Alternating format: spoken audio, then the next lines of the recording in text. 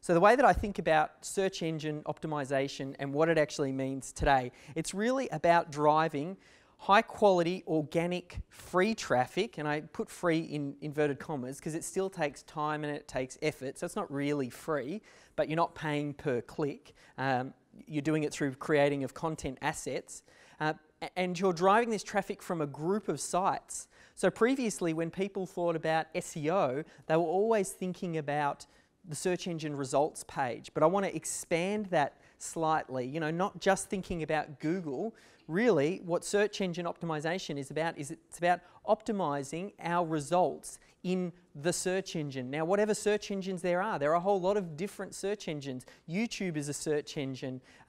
Local directories and review sites are different search engines. Other people's websites could potentially be search engines. We want to optimize all of those different places, and that's really where you're going to get the best results. Now, some of the strategies that I will talk about, people go, yeah, but isn't PR dead, or isn't guest posting dead? I heard Matt Cutts on his blog saying that they're taking aggressive targeted action on guest posts. Maybe I should stop doing it.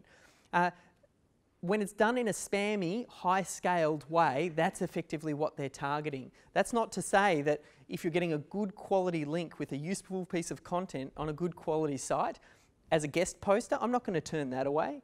And a lot of these strategies still work, and you're doing it for more than just SEO purposes. You're doing it to get the traffic as well, because that's ultimately what we're doing. We're getting in front of the right audience and then driving that traffic back. So I want to start to expand our thought process as to what we're doing.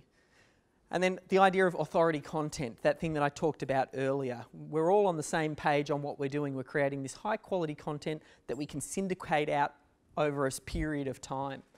Some people, when they hear this idea of authority content, though, they think, oh, you know, I want something to go viral, or it has to be a home run. As you've started to learn, building trust takes time. It's about being consistent and making sure that you consistently put out things one after the other. Occasionally, you're going to have a home run. This is a viral video that we did just before Christmas for the Lego, the life-size Lego car that was powered by air. And we played a really big, important part in getting that video done and launched. And occasionally, when you put out really good quality content, you're going to have a home run. I mean, that got 4 million views in the space of, it was like a month. And it was just kind of covered by 150 different media outlets and all those sorts of things. But I'm not expecting every piece of content that I create to go viral.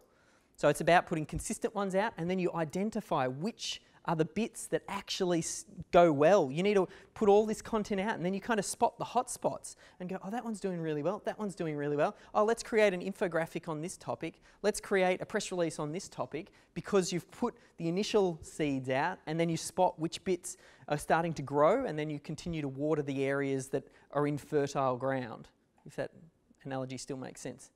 And then basically, once you create this quality content, then we still SEO it and follow best practice as well. So every piece of content that I'm going to talk about follows the same SEO rules, and I'm not going to go through the super basics because you've all got access to the SEO Method 3, and I talk about identifying a keyword and making sure that you have one keyword matched to one piece of content, and then you make sure that that keyword is in the title and description.